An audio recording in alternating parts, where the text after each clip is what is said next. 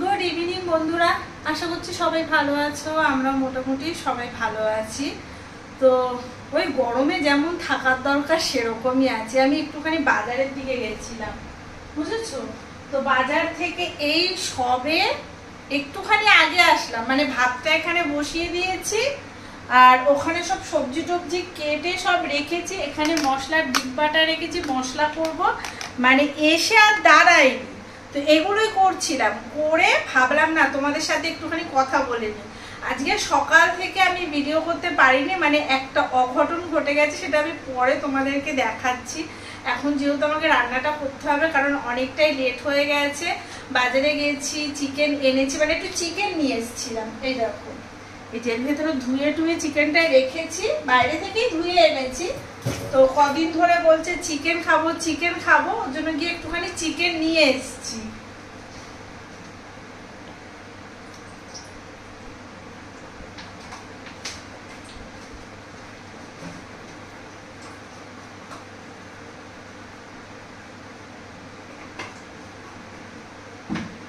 বাড়িতে প্রায় অনেকদিন হলো আমি চিকেন খুব একটা রান্নাই করি না, মানে আনার আলিস্যতে না রান্নাটা আর হয় না।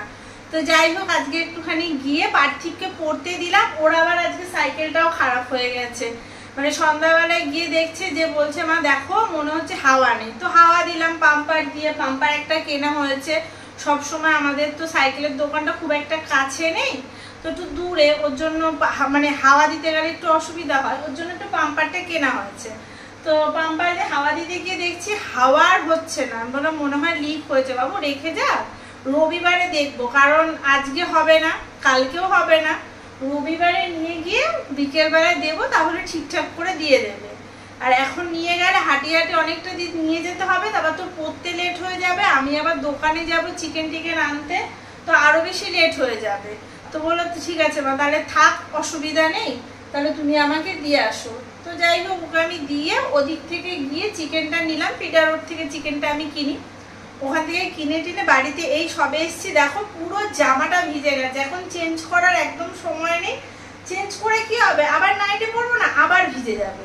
মানে একটা পাল্টিয়ে কিছুক্ষণ গায়ে রাখতে হয়, তারপরে পুরো দরদর করে ভিজে যাচ্ছে। অকত্য গরম পড়েছে, সেই রকম গরম পড়েছে।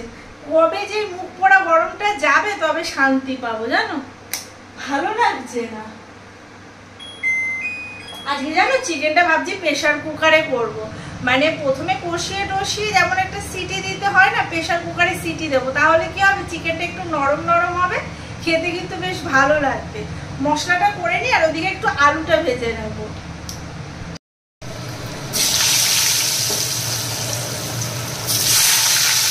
জামা কাপড়টা এসে আর মানে ছাড়ার সময় পাইনি।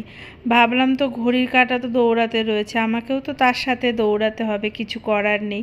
তো ভাবলাম ভিজে যখন গেছে এমনিও আমাকে পাল্টাতে হবে, তো একবারে চেঞ্জটা পরেই করব। কারণ আমি যদি এখন নাইটি পরে এসে রান্না করি সেটাও আমাকে চেঞ্জ করতে হবে। তো যখন ভিজে আছে এটা পরেই করে থাকি, আর এখন আবার চেঞ্জ করতে গেলে এখন অনেক সমস্যা, তার থেকে রান্নাটা করে নিই। দেখো আসার সময় একটু লঙ্কা কিনেছিলাম আর একটু ঘি কিনে এনেছি, এই যে কল্পতরু মিষ্টির দোকান থেকে। আমি ঘিটা দেখলাম বেশ ভালো, নিজেরাই বাড়িতে বানায় তাই আনলাম। আর একটু রসগোল্লা এনেছি, 6 টাকা দামের রসগোল্লা। এখন 6 টাকা দামের রসগোল্লাগুলো পাওয়া যায় না, কিন্তু এই দোকানে পাওয়া যায়। রসগোল্লাগুলো বেশ ভালো, সেদিন শুনেছিলাম 6 টাকা করে, সেদিন আমার হাতে পয়সা ছিল না, তো সেদিন আর আনতে পারিনি। তো আজকে গিয়েছিলাম ঠাকুরের সন্দেশ আনতে, তার জন্য ভাবলাম একটু নিয়েই যাই। ঠাকুরের জন্য সন্দেশ এনেছি, কালকে সকালবেলা যখন মানে গোপালকে বাল্যভোগ দেব তখন একটু দেব। যখনই বাইরে কোথাও যাই তখন হাতে করে গোপালের জন্য কিছু না কিছু আমাকে আনতেই হয়। সকালবেলা বাল্যভোগ দিতে হয়, তো সেই বুঝে টুজে আনতে হয়। কখনো জানো তো আবার ওই একটু লজেন আনি, কফিকো নিয়ে আসি, ব্রিটানিয়া বিস্কুট নিয়ে আসি। মানে ও তো বাচ্চা, তুমি তো যা খুশি দিতে পারো। একদিন ভাবছি কি ওকে চিপস কিনে দেবো, 5 টাকার দামে যে চিপসটা হয়, মানে 10 টাকা দামে যেগুলো হয় না ওগুলো নিয়ে আসবো, ওগুলোও দেবো।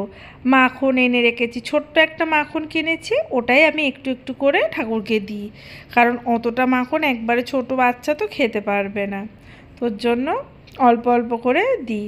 মাখন এনেছি, মিশ্রি দিয়ে দিই, কখনো নকুনদানা দিয়ে দিই, বা কখনো বাতাসার ওপরে দিয়ে দিই। মাখন খেতে তো গোপাল খুব ভালোবাসে, একটু বুঝে শুনেই দিতে হয়। দুপুরবেলা একটু ফল টল দিই, রাতে তো আবার খেতে দিতেই হয়। তখন আবার ওই কখনো বাতাসা, কখনো ধরো ওই নকুনদানা, নয়তো মিশ্রি, বা যদি সন্দেশ টন্দেশ হাতে করে নিয়ে আসি তাহলে হয়তো দিই।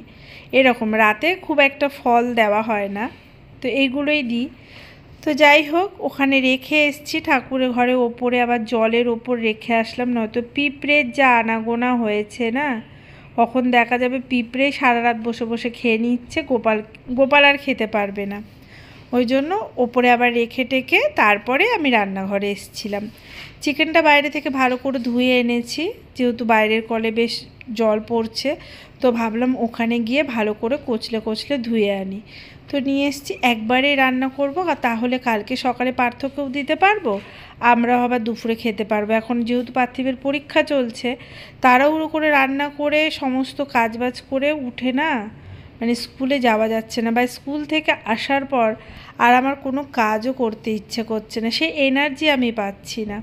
অনেক দিন পর আমি প্রেশার কুকারে মাংস করছি। মানে আমি সাধারণত চিকেনটা প্রেশার কুকারে করি না, আমি মাটনই করি, কিন্তু সেদিনকে ইউটিউবটা ঘাঁটতে ঘাঁটতে না আমি সেদিনকে দেখলাম প্রেশার কুকারেও চিকেন রান্না করে। তো ভাবলাম যে আজকে দুটো সিটি দিয়ে নিই। দুটো সিটি দেবো, কারণ যেহেতু চন্দ্রমুখী আলু তো গলে যাবে, ওই জন্য দুটো সিটি দেবো, ব্যাস তাহলেই হয়ে যাবে। আর মাংসটাও ভালো করে সেদ্ধ হয়ে যাবে, খেতেও খুব ভালো লাগবে। যেটা বলছিলাম, সকাল থেকে ভিডিও করতে পারিনি, এমন এক অবস্থা হয়েছে সে আর কি বলবো। গিয়েছিলাম কচুর শাক কাটতে, ওই আমার ঘরে ইলিশ মাছের একটু মাথা ছিল, তো ভাবলাম ইলিশ মাছের মাথাটা কী দিয়ে খাবো, পুঁই শাক রান্না করলে খুব একটা ভালোবাসে না খেতে, কচু শাক করলে তাও বা একটু খেয়ে নেবে। তো বাড়ির জন্য একটু করব, প্রথমে অল্প করে কেটে এনেছিলাম আগের দিন বিকেলে, দেখলাম ওতে তো হবে না, তারপরে আবার সকালে গিয়েছিলাম। ওমা, সকালে কাটতে গিয়ে কেটেছি তো এবার না আমার ওই নখগুলো আমি একটু বড় করেছি, পুজো সামনে আসছে, জুতো টুতো পরলে দেখতে ভালো লাগবে, নখটা বড় করেছি, হাতের নখগুলো একটু বড় করেছি, সে তো জলে ফেটে ফুটে যাচ্ছে। এবার না নখটা যে কি করে ওই বাগানের মধ্যে কি করে যে আমার নখটা ফেটে গেছে জানি না, তো ফেটে গেছে, কলপারে ছিলাম তো টান দিয়েছি, টান দেওয়ার সাথে সাথে ওখানে মানে ফিচকারি টাইপের যেমন হয় না, তো সেরকম একটুখানি রক্ত বেরোলো, তারপরে বন্ধ হয়ে গেছে। তো যাই হোক, তখন তো ব্যথা ট্যাথা কিছু মনে হয়নি। বাড়ি বলছি কেন, অফিস চলে গেল। তারপর আমি ছেলেকে নিয়ে স্কুলে গেলাম, দুপুরবেলায় শুরু হয়েছে। সারা ঘর দুয়ার পরিষ্কার করে মানে রেখে তো দিয়েইছিলাম বিকেলবেলায়, সকালে আমি করতে পারিনি, বিকেলেই সব করেছি, করে টোরে রেখে এখন একবার মুছলাম। ওই রসগোল্লা এনেছি, এবার রসগোল্লার প্যাকেটটা যে কী করে ছিঁড়ে গেছে জানি না, সাইকেলের হয়তো ঝাঁকুনিতে ছিঁড়ে গেছে, সারা ঘরে রস পড়েছে। এবার বড় বড় ওল্লা টাইপের যে পিঁপড়েগুলো হয় না, সেগুলো সব ঘরে এদিক ওদিক আনাচে কানাচে রয়েছে। তো যাই হোক, এই ঘরটাও একবারে একটুখানি মুছে নিলাম, যেহেতু একটুখানি খেতে বসবো, একেবারে বারান্দাটাও পরিষ্কার করে এসছি, রান্না করে কয়েকটা বাসন বেরিয়েছে সেগুলোও পরিষ্কার করলাম, করে টোরে একদম ঠিকঠাক করে গুছিয়ে গেছি। নিজের গায়ে একটু জল ঢেলে, যে জামা কাপড়গুলো গায়ে ছিল সেগুলো আবার বাইরে ধুয়ে টুয়ে বাইরেই জল ঢেলেছি, বাইরের জলটা একটু ঠান্ডা, আর এখন তো ট্যাঙ্কির জল ইউজ করতে হবে, ট্যাঙ্কির জল এত গরম আমার একদম ভালো লাগে না। বাইরের ওই ঠান্ডা ঠান্ডা জলে একটুখানি গাটা ধুয়ে জামা কাপড়গুলো ধুয়ে মেলে এইটা চেঞ্জ করে এসেই বসলাম। আর আজকে দেখো সাদা বিছানার চাদর পেতেছি, বালিশের কভারটাও সাদা দিয়েছি, এর আরেকটা কভার আমার শাশুড়ি মাকে দিয়েছি বলে আর নেই, তো এটাই দিয়েছি। আর ওখানে মানে কোল বালিশের একটা কভার, আর তো দুটো তো এমনিই রেখেছি। আর এই যে ছেলে মেয়ে এখন আবার পড়ে টোরে আসলো, আর পার্থ এই মাত্র ফ্রেশ হয়ে এসছে। কি গরম আর কি গরম, সবার মুখে এক কথা, সকালে মানে সিদ্ধ হয়ে গেছে, পুরো গেঞ্জি ভিজে গেছি অফিসে, আমাদের রোস্ট করতে গিয়ে আবার চেঞ্জ করে দিই। তার মধ্যে মেট্রোতে কি ভিড় হচ্ছে, পুজোর সময় এখন আমি সব মেট্রোতে একটা ছেড়ে দিলাম, উঠতে পারলাম না, পরেরটা তো সেম ভিড়। মানে এসি মেট্রোর ভিতরে সবাই দরদর করে ঘামছে, এত ভিড়। মানে এক পুজোর সময় রোজ ভিড় হবে। হ্যাঁ, আর পার্থিব মাত্র পড়ে এসে পড়তে বসেছে। আজকে পার্থিবের অঙ্ক পরীক্ষা ছিল, তো মোটামুটি অঙ্ক ভালোই দিয়েছে বললো। পার্থ বলছে প্রত্যেকবারই বলে ভালো দিয়েছে। আগেরবার 40 পেতাম, শুধু দুটো কপি রং করে দিয়েছিল। হ্যাঁ, দুটোর জন্য 5 নম্বর কমে গেছে, 40-এ পরীক্ষা ছিল। নয়তো তুমি বলো 40 পেতাম কিনা। হ্যাঁ, পেতো একটুখানি, ওই কি বলতো মাথাটা মনে হয় অন্যদিকে একটু ঘুরে গেছিল, তাই জন্য গেছে। তা আমি বলেছি এবার 80 হবে তো, বলছে 80 যদি না হয় তা 2 নাম্বার কম থাকবে। ও 2 নাম্বার আবার একটুখানি ঘুরু ঘুরু করতে যায়। কি হচ্ছে? I want the girls. Now the girls. I hate girls. I hate girlfriend. হ্যাঁ, Yes. I like women. I like man. Man. Can. সোমবার। ওর আবার সোমবারে হচ্ছে সোশ্যাল সায়েন্স পরীক্ষা, তাই তো? ওই জন্য ও পড়তে বসেছে। তোলার জায়গা, ফেভারিট সাবজেক্ট। হ্যাঁ, ও আবার এটা ফেভারিট সাবজেক্ট। আমার ফেভারিট সাবজেক্ট হলো সায়েন্স। সায়েন্সে তো আজকে মা জানে আমার কি অবস্থা ওটা তো হয়েছে। লাস্টে ডিসাইড। ক্লাস টেস্ট পরীক্ষা হয়েছে। আর অদ্ভুত ভাবো, আমি ভাবি ও ইংলিশ মিডিয়ামে পড়ে, সব পরীক্ষা ইংলিশে দেয়, ইংলিশই ওর নাকি ভয়। ইংলিশে বানাবো তাহলে আগের বলে একটু কম পেয়ে গেছি। আরে ওটা তো বানান প্যাটার্ন বোঝে, হয়েছে। বানান পড়া আছে, প্যাটার্নটা একটু ধরতে হবে। হ্যাঁ, একটু বানানটা এবার পারবে। আগের বারে একটু বানান টানানগুলো একটু ভুল হয়েছিল, তো এবার ঠিক হয়ে যাবে আশা করছি। ও ডেভেলপ অনেকটা করে ফেলেছে, নিজেও বলে আমার যেখানে প্রবলেম হয় সায়েন্সের কেসটা কি হয়েছে বলো। নিজে বলে যে যেগুলো আমি পারি না সেগুলোকে ওভারকাম করার চেষ্টা করি।